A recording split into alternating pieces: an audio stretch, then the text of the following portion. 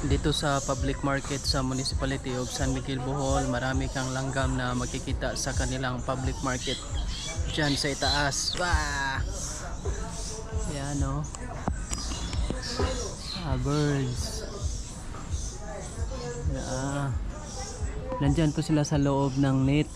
Ayan, so yan po yung bahay nila. So, sabi ng mga tao dito na nilalagyan daw ng net para hindi na makapasok, pero pumapasok talaga sila dito.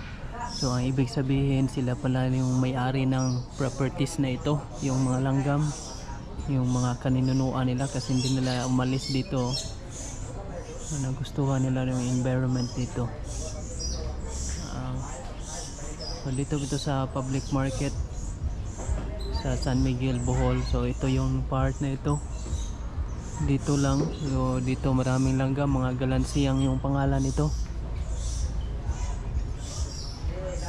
So they're always singing, calling each others.